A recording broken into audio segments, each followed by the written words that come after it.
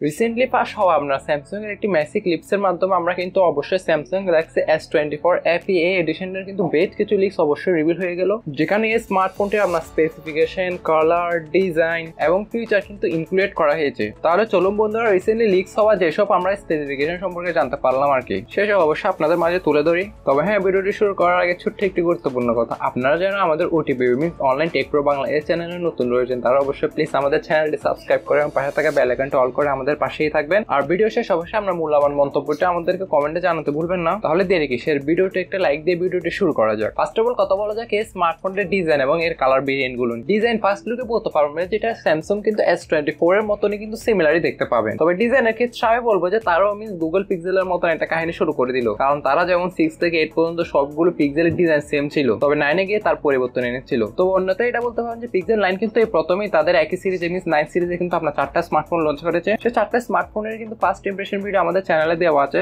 যদি সেই ভিডিওটা দেখে না থাকেন তাহলে অবশ্যই আমাদের চ্যানেলে দেওয়া আছে, অবশ্যই ভিডিওটি গিয়ে দেখে আসতে পারেন এবং সেখানে ডিসক্রিপশনে কিন্তু আপনার চ্যাপ্টার গুলো ভাগ করা আছে। Okay guys, back to the video. স্মার্টফোনটির ব্যাক বলুন কিংবা ফ্রন্ট বলুন উভয় ক্ষেত্রে কিন্তু একটা ফ্ল্যাট ডিজাইন পেয়ে যাবেন, যেটা আপনার গ্লাস প্যানেলের সাথে আসে। আর এতে কিন্তু ফ্রেম হিসেবে থাকছে আপনার অ্যালুমিনিয়াম উইথ কর্নার রাউন্ড। তবে অবশ্যই আপনারা যারা অবশ্যই স্ক্রিনের দিকে যদি একটু লক্ষ্য দেন তাহলে দেখতে পাচ্ছেন যে স্ক্রিনের চেইন এবং বেজেল কিন্তু একটু বড় মিন্স মোটা দেওয়া হয়েছে আর কি, যেটা অবশ্যই বলতে পারেন যে একটা মিড রেঞ্জের ভাইবকে তুলে ধরে আর কি। দেন আদারওয়াইজ এই স্মার্টফোনটি কিন্তু বাজারে আপনি এবার কিন্তু 5টি কালার অ্যাভেলেবেল পাবেন, ব্লু, গ্রাফাইট, মিড, সিলভার এবং ইয়েলো। দেন আমি যদি ডিসপ্লের কথা বলি, স্মার্টফোনটিতে কিন্তু আপনি 6.7 ইঞ্চি মাপের ফুল এইচডি প্লাসের একটি অ্যামোলেড ডিসপ্লে পাবেন, যেখানে থাকবে আপনার 120 হার্টজের মতো রিফ্রেশ রেট এবং 1900 নিটস এর কিন্তু পিক ব্রাইটনেস। দেন স্ক্রিনে আপনার প্রোটেকশন হিসেবে তারা ব্যবহার করেছে এবার কিন্তু গোরিলা গ্লাস ভিক্টাস প্লাস, তার সাথে কিন্তু এটা IP67 এর সার্টিফিকেশন পেয়ে যাবেন। দেন আদার হ্যান্ড আমি যদি ক্যামেরার কথা বলি, স্মার্টফোনের ব্যাকে থাকছে কিন্তু ট্রিপল ক্যামেরা সেটআপ, যেখানে প্রাইমারি ক্যামেরা হিসেবে থাকছে 50 মেগাপিক্সেলের মেইন একটি ওয়াইড সেন্সর, দেন রয়েছে 12 মেগাপিক্সেলের একটি আলট্রা ওয়াইড, দেন থার্ডে থাকছে কিন্তু আপনার 8 মেগাপিক্সেল একটি টেলিফোটো ক্যামেরা, যার মাধ্যমে কিন্তু আপনি 3x অপটিক্যাল জুমও করতে পারবেন। দেন ফ্রন্টে কিন্তু থাকছে আপনার 10 মেগাপিক্সেলের একটি সেলফি ক্যামেরা। এন্ড আমি যদি পারফরম্যান্স বা হার্ডওয়্যার সেকশনের কথা বলি, তাহলে এখানে চিপসেট হিসেবে থাকতে পারে আপনার স্যামসাং এর লেটেস্ট কিন্তু Exynos 2400 এর চিপসেটটি। বাট আপনি যদি এই স্মার্টফোনটি ইউএস থেকে পারচেজ করেন তাহলে সেখানে অবশ্যই আপনি স্ন্যাপড্রাগন 8 Gen 3 এর চিপসেটটি পাবেন। তবে হাতে কলমে কিন্তু প্রসেসর দুটাই কিন্তু খুবই পাওয়ারফুল একটা প্রসেসর বলতে পারেন। But in my personal opinion, আমার মতে বাংলাদেশে বলুন এখানে কিন্তু স্ন্যাপড্রাগনের ভার্সনটা কিন্তু অ্যাভেলেবল থাকা উচিত ছিল। তবে হ্যাঁ, একটা জায়গা দেওয়ার প্রশংসা না করলেই নয়, মূলত স্যামসাং এর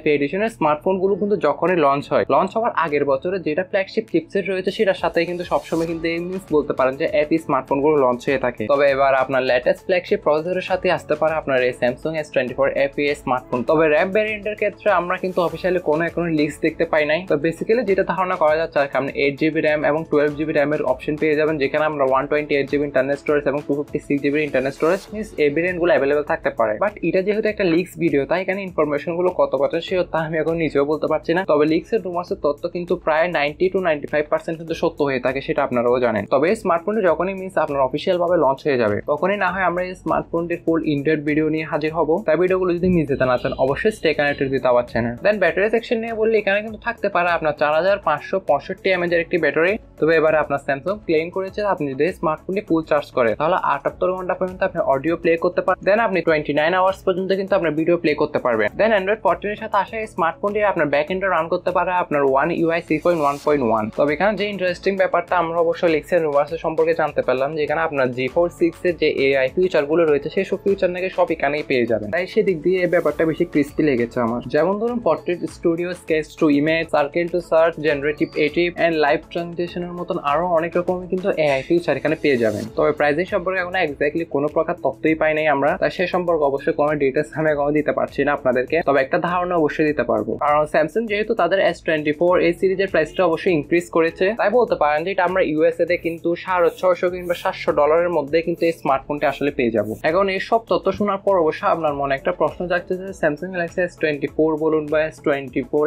FE বলুন বা S24 প্লাস বলুন, এসবের কম্পেয়ার মিন্স এই স্মার্টফোনটিতে কি এমন ডিফারেন্ট পেয়ে যাচ্ছে আমরা। মেইন ডিফারেন্স হচ্ছে the first of all is screen size, then battery capacity, then screen বেজেলের size, brightest display with Corning Gorilla Glass Victus plus protection and IP rating. Then এই সিরিজের প্রাইস কিন্তু বলতে পারেন যে S24 এবং S24 প্লাস থেকেও মিন্স এই দুইটা স্মার্টফোনের প্রাইসিং থেকে একটু কমে লঞ্চ হতে পারে। তো অন্য কথায় বলতে পারেন যে Samsung Galaxy S24 fan addition বা FE এটা একটা বাজেট সিরিজ মিন্স বলতে পারেন যে স্মার্টফোন আর কি। আদারওয়াইজ এই মোবাইলগুলোর কোন ফিচারটা অবশ্যই আপনার ভালো লেগেছে, কি কি দিক ভালো লাগে না আপনি অবশ্যই আমাকে কমেন্টে জানাতে পারেন। ইভেন এটাও জানাবেন যে স্মার্টফোনগুলো আসলে কোন প্রাইস পয়েন্টে বাংলাদেশে লঞ্চ হলে ভালো হবে। তবে প্রাইস এবং লঞ্চিং ডেট সম্পর্কে যেহেতু এখনো বিস্তারিত কিছু জানি নাই, তাই সেই সম্পর্কে এখনো কোনো প্রকার তথ্য আপনাদেরকে অবশ্যই ভালোভাবে দিতে পারলাম না। তবে প্রাইসিং একটা মোটামুটি একটা দিলাম আর কি ধারণা, বাট এটা যখনই আপনার অফিসিয়াল ভাবে লঞ্চ হয়ে যাবে তখনই এর ইনডেপথ ভিডিওতে অবশ্যই সবকিছু ইন ডিটেলস আলোচনা করা হবে। তাই ভিডিওগুলো মিস দিতে না চাইলে অবশ্যই stay connected with our channel. তো আজকে ভিডিওটি এই পর্যন্ত, আশা করি সবারই ভালো লেগেছে। দেখা হচ্ছে নতুন কোন একটি ভিডিওতে, ততক্ষণ পর্যন্ত সবাই ভালো থাকবেন, সুস্থ থাকবেন, টেক কেয়ার, আল্লাহ হাফেজ।